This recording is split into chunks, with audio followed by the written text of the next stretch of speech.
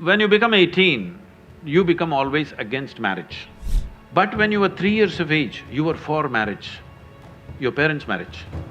So it is for you to consider whether you want to live a life where emotionally you're always looking out for somebody, or you settle it in a certain way so that you can use your intelligence and time to create something else.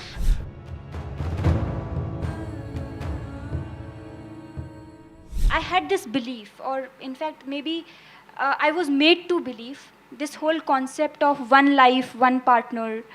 But now, when I see or observe, the whole monogamous relationships do not seem to be existing anymore. The whole idea of it is gone. What you think about it? Oh, it's not gone, maybe in JNU it's gone.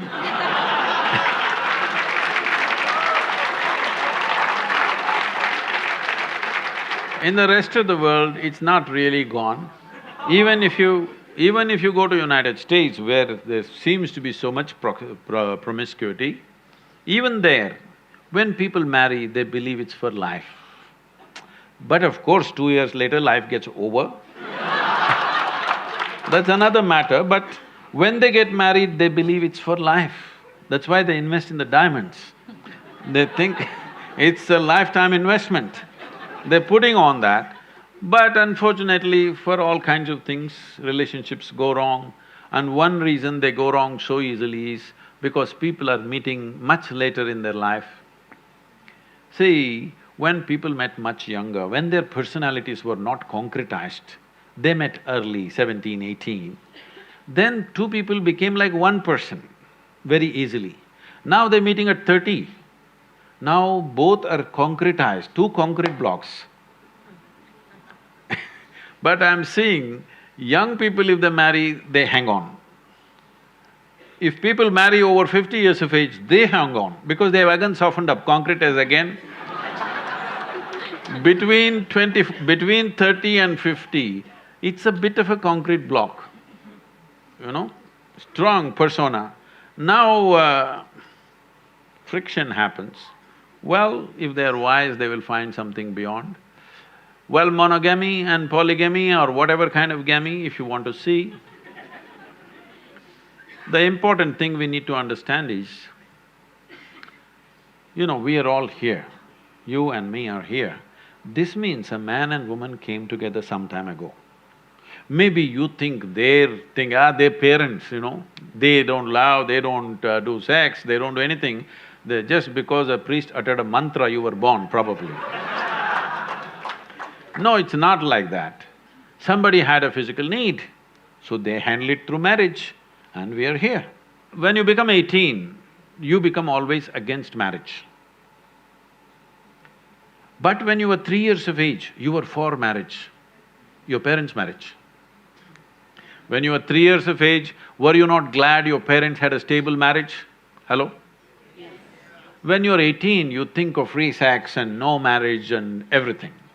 But once again, if you become 50, 55, then you will look for a relationship that lasts.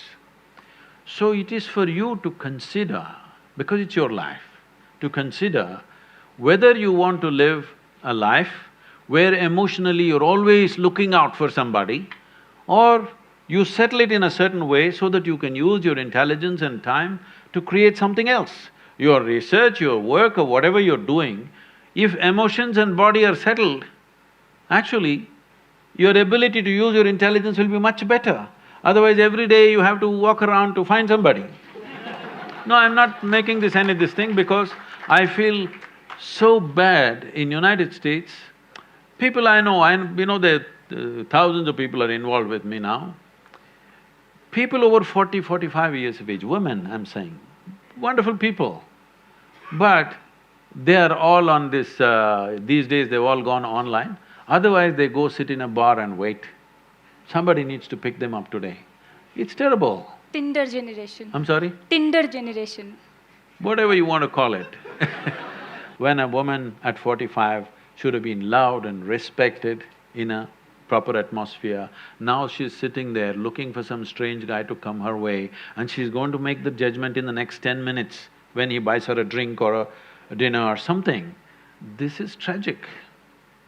This doesn't mean everybody will go that way, but you must think of the larger well-being. Before you break a social structure, you must think whether we can replace it with a better structure.